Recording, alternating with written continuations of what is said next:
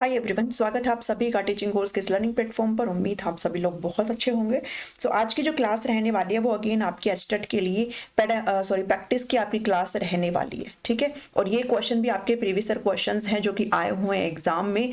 तो आपके जो है आज 30 क्वेश्चन हम यहाँ पर सीडीपी के सॉल्व करेंगे। ये 30 क्वेश्चन आपके लिए बहुत इंपॉर्टेंट। अगर आप ऐसे क्वेश्चन बना पाते हैं तो फिर आपकी तैयारी बहुत ही बढ़िया तरीके से यहाँ पर चल रही है, ठीक है। और मैंने आपको जो है मॉक टेस्ट के लिए बोला था, मुझे याद है मैंने आपको मॉक टेस्ट के लिए बोला था। वो जो मॉक टेस्ट है वो अभी पूरा प्रिपेयर नहीं हो पाया, तो मैं इस चीज को संडे पर डाल रही हूँ। संडे को हम कंप्लीट जो है एक 90 मार्क्स का मॉक टेस्ट करेंगे, जो कि आपका सेम हूबहू वैसा ही होगा जैसा आपको एचटेट में देखने को मिलेगा, जिसमें आपको पैसेज भी देखने को मिलेंगे, पेडागोजी भी देखने को मिलेगी और नए सिलेबस के अकॉर्डिंग आपको क्वेश्चंस जो है वो देखने को मिलेंगे संडे को, ठीक है। तो संडे को हम कंप्लीट 90 मार्क्स का मॉक टेस्ट जो आपके सामने मैं लेकर के आऊंगी, तो आप जो है उसको बनाना, बढ़िया क्वेश्चन आपके लिए लेकर के आऊंगी, ठीक है। आपको लगेगा क्वेश्चन करके कि हाँ मजा आया करके, तो ऐसे क्वेश्चन आपके लिए वहां पर रहने वाले हैं। आज जो है सीडीपी का करने वाले 30 क्वेश्चन रहेंगे, तो इन क्वेश्चन को फटाफट से करते हैं। मुझे एंड में जरूर बताना आपके कितने मार्क्स यहाँ पर आ रहे हैं। ये जो क्वेश्चन है वो रीट के प्रीवियस ईयर क्वेश्चन है भाई, ठीक है, रीट के हैं, क्योंकि एचटेट के जो प्रीवियस क्वेश्चन है ये तो आप कर ही रहे होंगे, तो आप साथ में रीट के भी करते हुए चलें, बिकॉज रीट का जो चीजें हैं वो अभी आपके एग्जाम में पूछी जा सकती है, बिकॉज आपका पैटर्न जो है वो सेम हो चुका है, ठीक है। तो सेम ही है, जो अगर आप ये क्वेश्चन कर पाते हैं तो वो सारी चीजें आप एचटेट वाले में भी सेम ही है, ठीक है ना। क्वेश्चन नंबर 1 पर बढ़ते हैं। Which disorder is a type of learning disability? अधिगम अक्षमता का कौन सी विकृति है जो कि एक प्रकार है? कौन सी विकृति अधिगम अक्षमता का एक प्रकार है? ये मैंने आपको करवाया हुआ, बहुत ही सरल भाषा में आपको अच्छे तरीके से बताया है कि लर्निंग की डिसेबिलिटीज होती है। तो आपको ऑप्शन में बताना है कि आपका क्रेटिनिज्म है, डिसलेक्सिया है, एडीएचडी है या फिर ऑटिज्म है। तो हमने ये सब पढ़ा हुआ है, लेकिन जब बात आती है लर्निंग डिसेबिलिटी की, अधिगम अक्षमता की, तो वहां पर हम पढ़ते हैं डिसलेक्सिया को, डिस्ग्राफिया को, डिस्कैल्कुलिया को, अफेजिया को, मोर्फिया को। तो ये सारी किसके अंदर आती है? ये आपकी लर्निंग डिसेबिलिटी के अंदर आती है, ठीक है। तो जहां पर आपको एक्सप्लेनेशन जरूरी लगेगा, मैं जरूर आपको एक्सप्लेनेशन दूंगी। तो फर्स्ट का जो आपका आंसर हो जाता है वो ऑप्शन नंबर सी हो जाता है, ठीक है। इतनी बात समझ में आई? नोट्स में मैं आपको ये क्वेश्चंस ऐड कर दूंगी विद आंसर्स, ठीक है। चलो क्वेश्चन नंबर 2 पर चलते हैं। Which element of maladjustment is specifically related to decision making? अब की बार कुछ टॉपिक्स ऐसे हैं जो आपको मेंशन नहीं है, ठीक है, तो वो आप ध्यान में रखिएगा। एडजस्टमेंट होता है जब आप किसी भी सिचुएशन में बाकी वो टॉपिक ऐड भले ही ना हो, बट मैं यही सबको सजेस्ट कर रही हूँ जो मैसेज भी कर रहे हैं कि भाई आप कर लो उन टॉपिक्स को, कुछ नहीं जा रहा करने में, है ना, तो कर लो अगर करना चाहते हो तो, बाकी आपकी श्रद्धा है। Which element of maladjustment is specifically related to decision making? आपकी जो निर्णय लेने संबंधी जो प्रक्रिया है ना, वो आपको बताना है भाई। यहाँ पे कुसमायोजन का कौन सा तत्व विशेष रूप से निर्णय लेने से संबंधित है? यहाँ पर जब आप डिसीजन मेक करते हो तो एडजस्टमेंट होता है जब आप एनवायरमेंट में ढल जाते हो किसी भी पर्टिकुलर सिचुएशन में, लेकिन आप जब उसमें एडजस्ट नहीं कर पाते हो तो फिर क्या हो जाता है? फिर हो जाता है माल एडजस्टमेंट, ठीक है, जो कि रिजल्ट करता है भाई स्ट्रेस हो सकता है, तनाव हो सकता है, कॉन्फ्लिक्ट यानी कि द्वंद्व आ सकता है। तो ये आपका एडजस्टमेंट वाला टॉपिक है, ठीक है ना। तो कुसमायोजन का कौन सा तत्व नहीं है? स्ट्रेस है, एंजाइटी है, फ्रस्ट्रेशन है या फिर कॉन्फ्लिक्ट है? इन चारों में से कौन सा ऐसा ऑप्शन है जो आपके निर्णय लेने वाली जो प्रक्रिया है उससे रिलेट करता है? तो आप निर्णय लेते हो, ठीक है, तब आपका क्या हो जाता है भी एक तरीके से माल एडजस्टेड आप हो। तो स्ट्रेस, एंजाइटी, फ्रस्ट्रेशन या फिर कॉन्फ्लिक्ट। तो ऑप्शन नंबर अगर आप ध्यान से देखते हो ना, तो यहाँ पर आपको ऑप्शन नंबर डी बिल्कुल करेक्ट है, बिकॉज कॉन्फ्लिक्ट का मतलब होता है द्वंद्व, और द्वंद्व होता है किसी भी दो चीज में कि मैं इसको चूज करूं या फिर मैं इसको चूज करूं। तो यानी कि ये चीज किसको बताती है? डिसीजन मेकिंग को, कि आप डिसीजन नहीं ले पाते हो, आपके दिमाग में कॉन्फ्लिक्ट चला हुआ है। इस वक्त हो सकता है आपके दिमाग में कॉन्फ्लिक्ट ये चला हो कि किसी के भाई के शादी है, किसी के मामा की बेटी की शादी है, किसी की शादी है, किसी की बुआ की है, फूफा की है, जिसकी भी शादी है, ठीक है। तो हो सकता है कि आपका एग्जाम भी सेम डे पर पढ़ रहा हो, आपकी प्रिपरेशन यहाँ पर बाधित हो रही है, आपको ये कॉन्फ्लिक्ट है कि आप एग्जाम के लिए पढ़ लो या फिर शादी के लिए चले जाओ।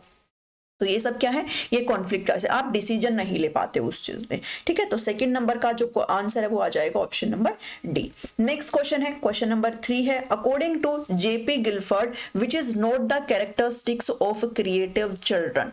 क्रिएटिव जो बच्चे होते हैं, मतलब सृजनात्मक जो बच्चे होते हैं जेपी गिलफर्ड के द्वारा कौन सी उनकी विशेषता नहीं है, यहाँ पर नोट पूछा है। क्रिएटिव चिल्ड्रन के बारे में बात करने हैं कौन, भाई जेपी गिलफर्ड ही बात करते हैं, ठीक है, ध्यान में रखेंगे आप, जेपी गिलफर्ड ही बात करते हैं। क्रिएटिव बच्चे वो बच्चे होते हैं जो फ्लेक्सिबल थिंकिंग रखते हैं, ठीक है, इनोवेटिव आइडियाज लाते हैं, हर चीज में अलग ही तरीके से सोचते हैं वो, ठीक है, एक चीज में फंसे नहीं रहते हैं, तो उनका जो सोचने का तरीका है वो भी अलग लेवल का होता है, तो ऐसे बच्चे क्रिएटिव होते हैं, ठीक है ना। तो जेपी गिलफर्ड ने के अकॉर्डिंग कौन सा नहीं है कैरेक्टरिस्टिक्स, एम्पैथी इन थिंकिंग, चिंतन में समानुभूति, या फिर फ्लेक्सिबिलिटी इन थिंकिंग, या फिर multiple solution to a problem, या फिर ओरिजिनलिटी इन थिंकिंग। तो इन ऑप्शंस को अगर आप ये क्वेश्चन भी नहीं पढ़ते हो ना तो भी ये ऑप्शन आपको अकॉर्डिंग खुद ही कह रहे हैं। देखो ये वाला जो ऑप्शन है भाई थिंकिंग में फ्लेक्सिबिलिटी है, तो ये तो बिल्कुल आपका क्रिएटिव चिल्ड्रन का एग्जाम्पल हो जाता है, उसकी कैरेक्टरिस्टिक्स है। और सॉल्यूशन है, मल्टीपल सॉल्यूशन देखते हैं किसी भी एक प्रॉब्लम का, ये स्टक नहीं करते हैं किसी भी एक चीज की, नहीं आया तो हाई क्यों नहीं आया, वो क्वेश्चन को कैसे भी करके मतलब उसको सॉल्व करने की हिम्मत रखते हैं। और साथ ही सोच में ओरिजिनलिटी भी होती है, जो नहीं होता वो है एम्पैथी, ठीक है। तो सोच में, चिंतन में समानुभूति, एम्पैथी जो है आपका वो करेक्ट आंसर है इसके अकॉर्डिंग, जो कि आपके क्रिएटिव चिल्ड्रन की विशेषता यानी कि कैरेक्टरिस्टिक्स नहीं है। नेक्स्ट क्वेश्चन पर बढ़ते हैं। नेक्स्ट क्वेश्चन है, इसमें से ना 2-3 क्वेश्चन कुछ ऐसे हो सकता है आपको नहीं लगे, बट नई चीजें भी आपको पढ़ लेनी चाहिए, हो सकता है आपको भी पूछ ले। तो क्वेश्चन नंबर 4 कहता है trisomy 21 is termed as, trisomy 21 को कहा जाता है क्लिनफेल्टर सिंड्रोम कहा जाता है, टर्नर सिंड्रोम कहा जाता है, सिकल सेल डिजीज कहा जाता है, या फिर डाउन सिंड्रोम। तो देखो ये जो है ना एक बायोलॉजिकल टर्म है, हो सकता है आपको ये क्वेश्चन ना आए, ठीक है, तो कोई बात नहीं, अगर नहीं आता तो इतना कुछ महाभारत नहीं है, जो नई चीजें आ रही है ना उसको आप पढ़ लो, बिकॉज आए हुए हैं एग्जाम में तो हम इस चीज को छोड़ नहीं सकते। तो ट्राइसोमी 21 बेसिकली ये किससे रिलेट करता है, ये आपका डाउन सिंड्रोम का ही एक नाम होता है, ठीक है। इसमें आपका जो एक पेयर ऑफ क्रोमोसोम होता है ना वो एक्स्ट्रा होता है, ये ध्यान में रखेंगे। भाई कितने पेयर ऑफ क्रोमोसोम होते हैं, 23 पेयर ऑफ, है ना, अगर टोटल की बात करें तो 46 क्रोमोसोम होते हैं किसी भी इंडिविजुअल में। तो इसके अंदर जब ट्राइसोमी 21 का मतलब होता है आपके अंदर जो है कोई भी एक पेयर एक्स्ट्रा है क्रोमोसोम का, इतना आप समझो, बस इतना ही हमें ध्यान में रखना है, ठीक है। तो क्वेश्चन नंबर 4 हो सकता है आपको थोड़ा नया लगे, डी ऑप्शन इसमें करेक्ट है। नेक्स्ट क्वेश्चन है question number 5, which major is not relevant for the education of gifted children. ऐसा ना होता है, जब मैंने एग्जाम दिया था ना, या फिर हम कोई भी एग्जाम देते हैं तो ऐसा होता है, जब आप प्रैक्टिस करते हो ना तो आपके सामने कुछ क्वेश्चन ऐसे आते हैं जो आपको थोड़ा डीमोटिवेट करते हैं कि मैंने तो इतना पढ़ लिया और ये कहाँ से उठ के आ गया, अगर ऐसा ही आ जाएगा एग्जाम में तो मेरा क्या होगा। तो आप इस चीज को मत सोचो, आप जितना प्रैक्टिस कर सकते हो ना आप उतना करो, एग्जाम में वही आएगा जो आपने पढ़ा है, इस चीज को यकीन करके मानो, ये मेरा एक्सपीरियंस है, एग्जाम में वही आएगा जो आपने पढ़ा है, ठीक है, ध्यान में रखना। लेकिन वो तभी फीलिंग आती है जब आप सच में पढ़ते हो, ऐसा नहीं है कि आपने 2 दिन पढ़ा और फिर आपने नहीं पढ़ा, फिर आप वहां जाकर के ये सोचोगे कि एग्जाम में वही आएगा जो मैंने पढ़ा है, ऐसा नहीं होता है। आप पढ़िए, एग्जाम में वही आएगा जो आपने पढ़ा है, ठीक है, ये मानना इस चीज को। तो क्वेश्चन नंबर 5 क्या कहता है, which major is not relevant for the education of gifted children. Gifted children की बात हो रही है, यानी कि प्रतिभाशाली बच्चों की बात हो रही है, ऐसे बच्चे जिनका IQ 140 प्लस का होता है, ठीक है, उन बच्चों की बात हो रही है। कौन सा ऐसा मेजर है, उपाय है जो इन बच्चों के लिए रिलेवेंट नहीं है, इन बच्चों के अकॉर्डिंग नहीं है, इन बच्चों के लायक नहीं है, ठीक है। तो एनरिचमेंट ऑफ करिकुलम यानी कि पाठ्यक्रम की समृद्धि करना, या फिर रिमीडियल टीचिंग करना, रिमीडियल टीचिंग पता है ना, उपचारात्मक अध्ययन करना, या फिर grade acceleration. Grade acceleration term पहले भी आई थी। ग्रेड एक्सेलरेशन का मतलब होता है कि कुछ बच्चे इतने ज्यादा प्रतिभाशाली होते हैं कि आपने ऐसे सुना होगा ना कि छोटे छोटे एज ग्रुप के भी लोग होते हैं जो बड़ी एज ग्रुप वाले लोगों के भी सवाल सॉल्व कर सकते हैं, है ना। 17 साल की उम्र में किसी ने PhD कर लिया, आपने ऐसा भी एग्जाम्पल सुना होगा। तो वो क्या है, ऐसे बच्चों को हम ग्रेड एक्सेलरेट कर सकते हैं, उनको हम उनके लेवल से थोड़ा ऊपर उठा करके पढ़ा सकते हैं, उनको प्रमोट कर सकते हैं क्लास में, बिकॉज वो ऑलरेडी जानते हैं अपनी क्लास की सारी चीजों को, उनके अंदर इतनी प्रतिभा छुपी होती है। तो ग्रेड एक्सेलरेशन क्या रिलेवेंट नहीं है, ये तो मैंने बता ही दिया, है ना। उसके बाद है स्पेशल क्लासेस, क्या ऐसे बच्चों के लिए आप विशेष कक्षाएं लगाइए। तो आप खुद बताओ इसमें से कौन सा नहीं है। देखो स्पेशल क्लासेस तो इन बच्चों को बिल्कुल देनी चाहिए, बिकॉज नॉर्मल जो क्लास में चीजें पढ़ाई जा रही है ना वो इनको आता है, वो अगर वो पढ़ते रहेंगे तो वो बोर हो जाएंगे। तो स्पेशल क्लासेस तो मस्ट है। और ग्रेड एक्सेलरेशन तो मैंने मैंने बता ही दिया, ये तो आप कर ही सकते हो। साथ ही जो करिकुलम है ना उसमें आप एनरिचमेंट यानी कि उसकी भी आप, ये आंसर नहीं है ये, ठीक है, ये आंसर नहीं है, सुन लो अभी, ये जो है करिकुलम का एनरिचमेंट भी बच्चों के लिए करना चाहिए। जबकि जो रिमीडियल टीचिंग है ना वो उन बच्चों के लिए होती है जिनको दिक्कत आ रही है। ऐसे बच्चे जो ऑलरेडी गिफ्टेड है उनको इसकी जरूरत नहीं है। तो बी ऑप्शन यहाँ पर इस क्वेश्चन के अकॉर्डिंग सही है, क्वेश्चन नंबर 5 में। समझ में आ रहा है सभी को?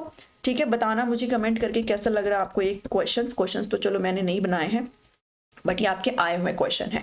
ठीक है, तो आपसे मैं हमेशा कहती हूँ इस पीक टाइम पे आपको जहां से क्वेश्चन मिलते हैं ना, आप जरूर क्वेश्चनों को जो है निकालो ढूंढ के और आप उनको सोल्व करने की कोशिश करो।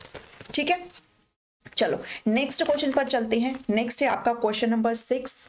क्वेश्चन नंबर 6 कहता है विच of the following is a psychological factor influencing classroom learning. ठीक है, ऐसा नहीं कि मैं सिर्फ इंग्लिश पढ़ रही हूँ तो हिंदी मीडियम वालों को इग्नोर कर रही हूँ। ठीक है, आप लोग भी पढ़ते चलो यहाँ पर कि निम्न के में से कौन सा कक्षा में सीखने को प्रभावित करने वाला मनोवैज्ञानिक कारक है। क्लासरूम लर्निंग को के अंदर आपका एक ऐसा मनोवैज्ञानिक कारक है, साइकोलॉजिकल फैक्टर है जो अफेक्ट डालता है, जो प्रभावित करता है आपकी क्लासरूम की लर्निंग को, अधिगम को। तो आपको बताना, ऑप्शन पढ़ो पहले तो। हेल्थ है, जेंडर, हेल्थ, एज या फिर जेंडर आपके देखो पढ़ना, साइकोलॉजिकल फैक्टर पूछा आपसे, हेल्थ, एज या फिर जेंडर है, लेवल ऑफ मैच्योरिटी है, या फिर मोटिवेशनल और इमोशनल स्टेट है, या फिर मीनिंगफुलनेस ऑफ कंटेंट है।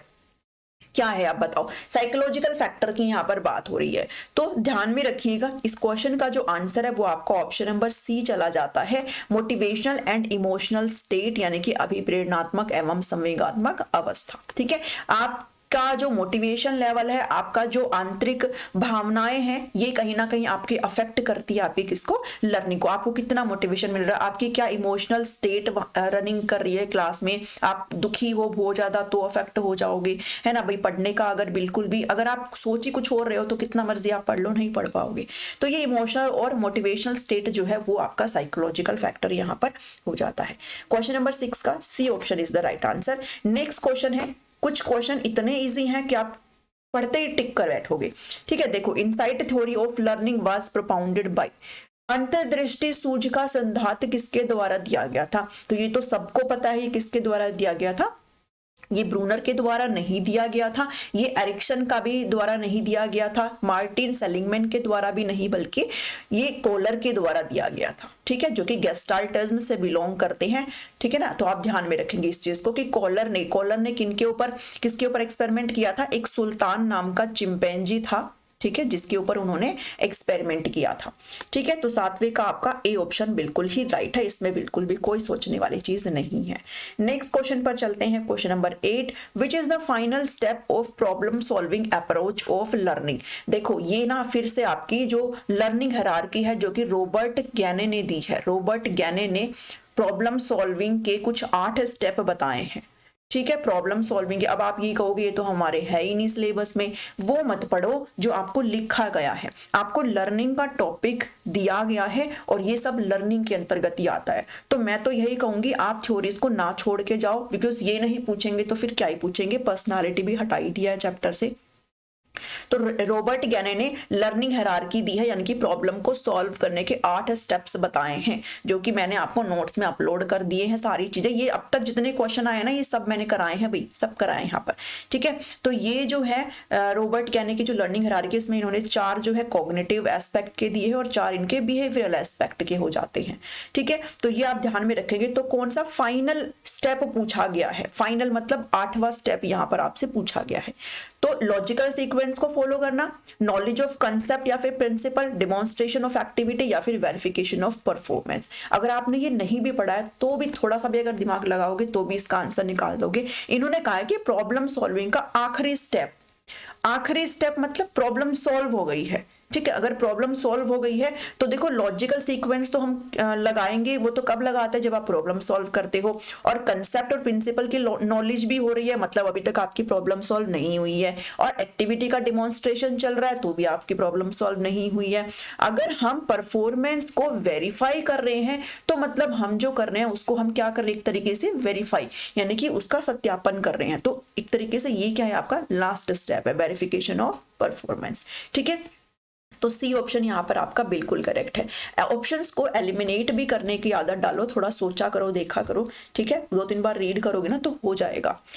उसके बाद कहता है 9th question, use of defence mechanism as a strategy for adjustment was originally introduced by होम। अब देखो डिफेंस मैकेनिज्म आपका जो है सिलेबस में नहीं दिया गया है, फिर से आप यही कहोगे नहीं दिया गया है, तो नहीं दिया गया है वैसे डिफेंस मैकेनिज्म, बट वो क्वेश्चन आ रहा है तो देख लो एक बार, क्योंकि डिफेंस मैकेनिज्म के क्वेश्चन हर बार एचटेट में आते हैं। अब की बार आएंगे नहीं आएंगे पता नहीं, वो तो पीजीटी का पेपर जब हो जाएगा 2 तारीख को तभी पता चलेगा टीजीटी और पीआरटी वालों को, ठीक है। तो जो भी पीजीटी वाले हैं वो कम से कम वो तो थोड़ा इस चीज को थोड़ा सीरियस ले लो, बिकॉज आप तो पहले ही जा करके पेपर देंगे, हो सकता है आपका आ जाए, तो डिफेंस मैकेनिज्म भी पढ़ते चल लो, क्या जा रहा है पढ़ने में, ठीक है।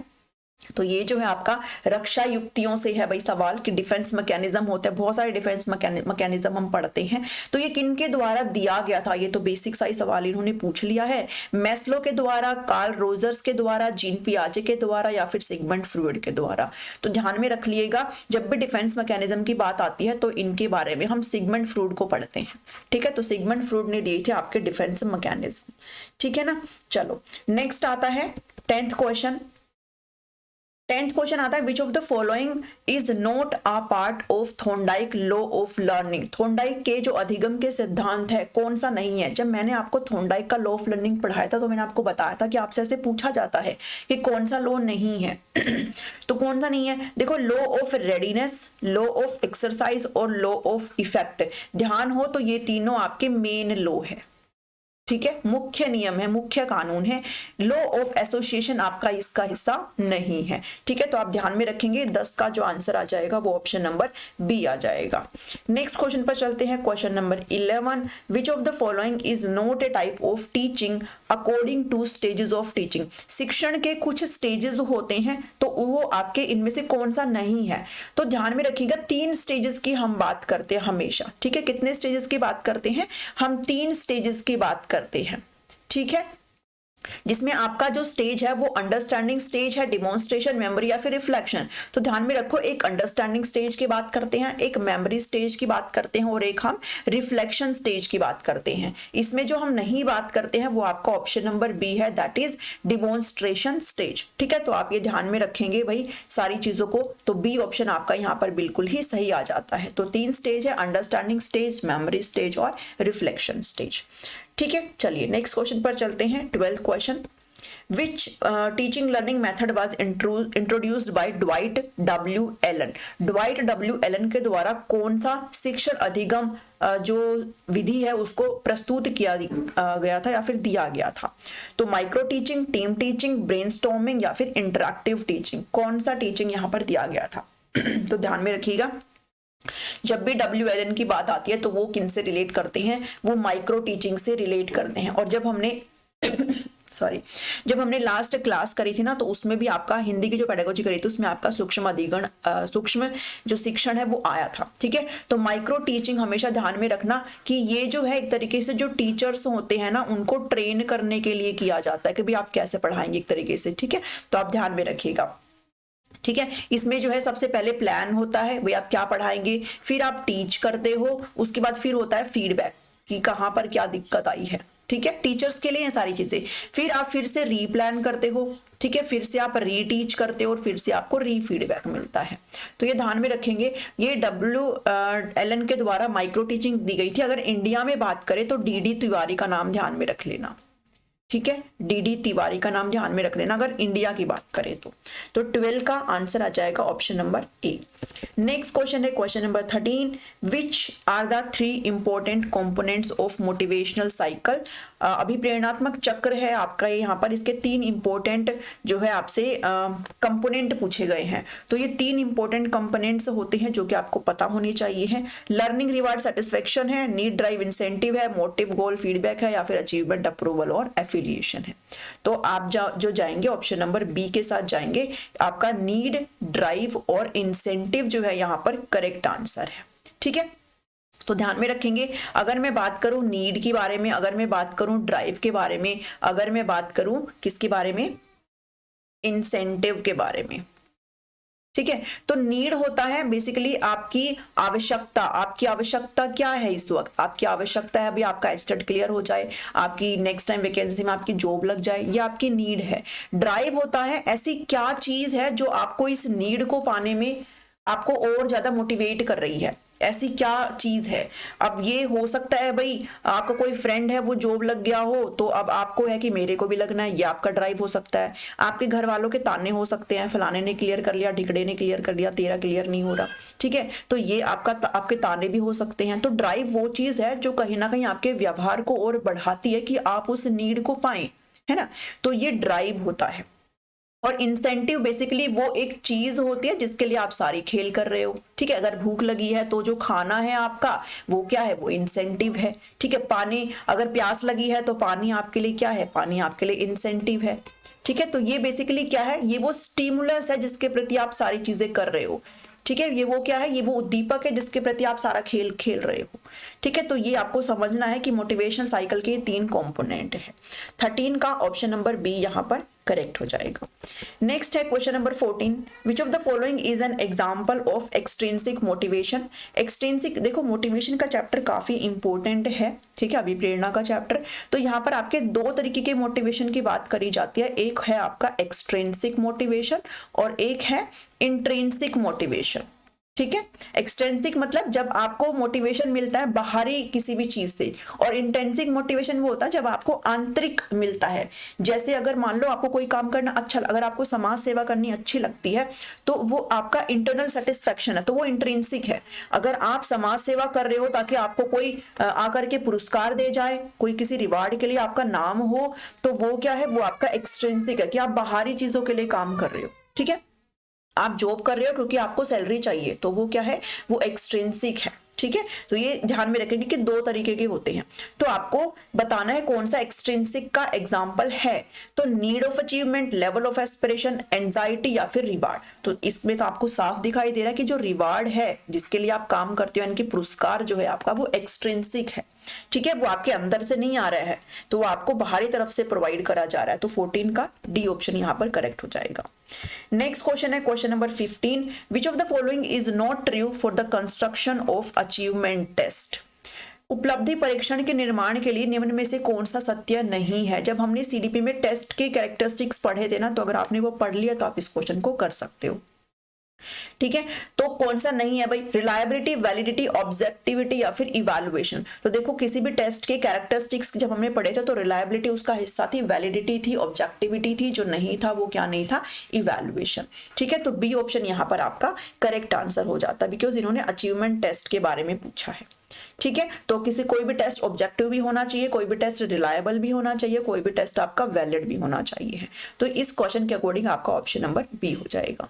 उसके बाद एनसीएफ से सवाल आपसे पूछा गया है, नेशनल करिकुलम फ्रेमवर्क को इंट्रोड्यूस कब किया गया था। तो 16 का तो सबको ही पता है कि एनसीएफ की हम जब भी लिखते हैं तो हम एनसीएफ के साथ 2005 भी लिखते हैं, एनसीएफ 2005, तो 2005 आपका इसमें करेक्ट आंसर हो जाएगा, ठीक है। नेक्स्ट क्वेश्चन है क्वेश्चन नंबर 17। ये अगर आपकी तैयारी अच्छी, अगर आपने प्रैक्टिस अच्छे से करे है ना, तो ये 30 क्वेश्चन आप विद इन 20 मिनट्स आराम से फिल भी कर सकते हो, सोल्व भी कर सकते हो, अगर आपकी तैयारी अच्छी है तो, ठीक है। अगर आपने प्रैक्टिस अच्छे से करी है। तैयारी करने का मतलब ये नहीं है कि आपने बस पढ़ लिया और आप चले गए, वो तैयारी नहीं होती है। हमेशा ध्यान में रखो, जितनी आप प्रैक्टिस करेंगे ना वही आपके कंटेंट को बेस्ट बनाता है। अगर आप प्रैक्टिस कम करेंगे उस कंटेंट का कोई भी फायदा नहीं है, ठीक है। तो 17 का आपका जो आंसर तो कहां से करेंगे, पहले क्वेश्चन देख लो। Which assessment type is not related to teaching learning process. कौन सा आकलन है जो शिक्षण अधिगम प्रक्रिया से रिलेट नहीं करता है। अचीवमेंट, क्लिनिकल, कंटिन्यूअस या फिर रिमीडियल है। तो देखो अचीवमेंट भी होता है, कंटिन्यूअस भी होता है, रिमीडियल भी होता है, लेकिन क्लिनिकल कुछ भी नहीं होता, इसलिए 17 का जो आंसर आ जाएगा वो ऑप्शन नंबर सी आ जाएगा, ठीक है। तो आप ध्यान में रखेंगे। चलिए नेक्स्ट क्वेश्चन है, main objective of action research is. अब देखो ये टॉपिक भी आपका नहीं है, बट अगर आया है इसमें तो एक बार देख लो, देखने में क्या जा रहा है, ठीक है। तो मेन ऑब्जेक्टिव एक्शन यानी कि क्रियात्मक अनुसंधान का मुख्य उद्देश्य। तो अगर आंसर की सीधे तौर पर बात करें तो यहाँ पर आपका एक्टिविटी, डायग्नोस्टिक, डिस्क्रिप्टिव या फिर ट्रांसफॉर्मेटिव। तो आपका डी ऑप्शन यहाँ पर आंसर यहाँ पर बनता है, ठीक है। तो अब ज्यादा फोकस नहीं करते, अगर आपका नहीं दिया है तो ठीक है, उस चीज को हम छोड़ देते हैं। 19 है pair of genes that occupy a specific location on a particular chromosomes and control the same। ये फिर से आपका एक बायोलॉजिकल सवाल है, ठीक है। ऐसे क्वेश्चन हो सकता है आपको थोड़ा डिमोटिवेट करे, बट कोई दिक्कत नहीं है, उसको इतना नहीं परेशान होना, बिकॉज एचटेट में थोड़े ये क्वेश्चन एक आधे कभी कभी देखे गए हैं, ठीक है। तो pair of genes that occupy specific location on a particular chromosomes control the same trait is termed as. Gene का वह जोड़ा जो विशेष गुणसूत्र पर एक विशिष्ट स्थान अधिग्रहित करता है और समान गुण को नियंत्रित करता है। तो इसका जो आंसर आ जाएगा वो एलील आ जाएगा, ठीक है। एलील इसका करेक्ट आंसर है। तो जिनका बायोलॉजी का बैकग्राउंड है उनको तो ये सारी चीजें पता ही होगी, बाकी आप एक बार बस देख के चलो, ज्यादा इस चीज को दिल पे ना लो, ठीक है। 20 क्वेश्चन कहता है विच of the following is not a stage of psychosexual development propounded bye Sigmund Freud. ये सवाल अच्छा है, तो ये आपको मैंने करवाया भी हुआ है कि साइकोसेक्सुअल जो स्टेजेस है वो सिगमंड फ्रॉइड के द्वारा दी गई थी, जो कि साइको एनालिसिस के फादर माने जाते हैं, ठीक है। तो इन्होंने भाई 5 स्टेजेस की बात करी है। ये जो मनोलैंगिक विकास की जो अवस्था है इसके अंदर इन्होंने 5 स्टेज की बात करी है, जिसके अंदर आपका आता है ओरल, एनल, फैलिक, लेटेंसी और जेनिटल, ठीक है। तो ये 5 स्टेज इन्होंने दिए हैं। तो इन 5 स्टेज से भी आपके सवाल भी पूछे जाते हैं। तो सबसे ज्यादा जो सवाल पूछा जाता है वो फैलिक से पूछा जाता है। इसमें इन्होंने ये बताया कि कौन सा नहीं है, तो फैलिक भी है, एनल भी है, लेटेंसी भी है। ऑइडोपस कॉम्प्लेक्स जो है सीधा स्टेज नहीं है, क्वेश्चन के अकॉर्डिंग तो आंसर ये आ जाएगा, लेकिन ये जो ऑइडोपस है ना, इनसे सवाल पूछा जाता है। ये फैलिक का ही हिस्सा है, ठीक है। फैलिक के अंदर एक आता है ऑइडोपस और एक आता है इलेक्ट्रा। तो जब इलेक्ट्रा, ठीक है, तो ओइडोपस का मतलब होता है जब जो बच्चा है वो अपनी मदर के प्रति अट्रैक्शन अगर फील करता है तो वो ओइडोपस है। लेकिन इलेक्ट्रा होता है जब जो गर्ल होती है ना वो अपनी फादर की तरफ अट्रैक्शन फील करती है, ठीक है, वो इलेक्ट्रा होता है। तो ये दोनों चीज आपसे भी पूछे जाते हैं, वो आप ध्यान में रखना, ठीक है। दोनों चीजें आपसे पूछी जाती है। मेहंदी लोगे? गो गो गो। 20 का जो आंसर आ जाएगा वो ऑप्शन नंबर सी आ जाएगा, ठीक है। नेक्स्ट क्वेश्चन है question number 21 which concept is not related to Jean पियाजे थ्योरी ऑफ कॉग्निटिव डेवलपमेंट। तो जीन पियाजे की थ्योरी हमने बहुत अच्छे से पढ़ी है। इन्होंने संज्ञानात्मक विकास के स्टेजेस दिए हैं, 4 स्टेजेस की बात करते हैं ये, और इन्होंने कुछ टर्म भी दी है। तो कौन सा नहीं रिलेट करता है, स्कीमा, एसिमिलेशन, अकोमोडेशन या फिर एक्विजिशन। तो सबको पता है भाई, ये तो बहुत ही आपको आता ही होगा सबको ऑलमोस्ट। स्कीमा के बारे में बात करते हैं, एसिमिलेशन के बारे में बात करते हैं, अकोमोडेशन के बारे में बात करते हैं, एक्विजिशन के बारे में बात नहीं करते। तो 21 का जो आंसर आ जाएगा वो ऑप्शन नंबर बी आ जाएगा, ठीक है। तो 22 पे चलते हैं। Theory of moral development was propounded by whom. तो मोरल विकास का जो सिद्धांत है भाई किसके द्वारा दिया गया था, ये सबको पता है। ये आपका किसके द्वारा, कोलबर्ग के द्वारा दिया गया था। वैसे इनके बारे में पियाजे भी बात करते हैं, ठीक है, बट आपको ऐसे कंफ्यूज नहीं करेगा जैसे इसमें नहीं किया है। तो कोलबर्ग का आप यहाँ पर नाम लगाएंगे, ठीक है। तो बी ऑप्शन आपका करेक्ट है। कुछ क्वेश्चन है जो कि आप देखते ही लगा पा रहे, इसलिए बोल रही हूँ कि ये सारे 30 क्वेश्चन अगर आपकी तैयारी अच्छी तो आप विद इन 20 मिनट्स कर सकते हो, ठीक है। और जो बचा हुआ समय है वो आप आगे दे सकते हो। अगर मैथ्स में दिक्कत है तो मैथ्स को दे सकते हो, सब्जेक्ट को दे सकते हो। Individual differences in career choices are explained by. व्यक्तिगत विभिन्नताएं, व्यवसाय चयन में व्यक्तिगत विभिन्नताओं को निम्न द्वारा समझाया जा सकता है। आपका जो आप करियर चॉइसेस क्या चूज करते हो ना उसके ऊपर डिपेंड करता है, ठीक है। मतलब सबका भाई व्यक्तिगत जो है डिफरेंसेस होते हैं, भिन्नताएं होती हैं। तो डिफरेंसेस इन कॉग्निटिव एबिलिटीज, आपका जो संज्ञानात्मक क्षमताएं हैं उनके अंदर आपका जो है अंतर की बात करी गई, या फिर टेम्परामेंटल स्वाभाविक चीजों के बारे में बात करिए, या फिर कल्चरल बैकग्राउंड में डिफरेंसेस है, ये आपका करियर चॉइसेस को एक्सप्लेन करता है, या फिर डिफरेंसेस इन एप्टीट्यूड। तो ध्यान में रखेंगे एप्टीट्यूड मतलब होता है योग्यताएं, ठीक है, यानी कि योग्यताओं में अंतर है, ठीक है। तो ध्यान में रखेंगे इसका जो आंसर है वो डी आ जाएगा, बिकॉज हर इंसान का इंडिविजुअल डिफरेंसेस होता है, सबकी एबिलिटीज जो है डिफरेंसेस होती है। और जब आपकी बात आती है करियर की तो आप वहां पर अपने स्किल्स को शो करते हो जो कि सबका अलग अलग होता है, आप अपने इंटरेस्ट को शो करते हो जो कि सबका अलग अलग होता है, ठीक है। तो यहाँ पर जो आंसर आ जाएगा ना वो एप्टीट्यूड आ जाएगा, अभी क्षमता में अंतर या फिर योग्यताओं में अंतर आप इसको कह सकते हो, ठीक है। चलो 24 क्वेश्चन पर चलते हैं। Role of environment in child development is best reflected by. Environment का जो रोल है, वातावरण का जो योगदान है बच्चे के विकास में, वो किसके द्वारा बताया जा रहा है? Best reflected bye temperament tendency के द्वारा, या फिर पर्सनालिटी डिस्पोजिशन के द्वारा, प्राइमरी रिएक्शन पैटर्न के द्वारा, या फिर हैबिट फॉर्मेशन के द्वारा।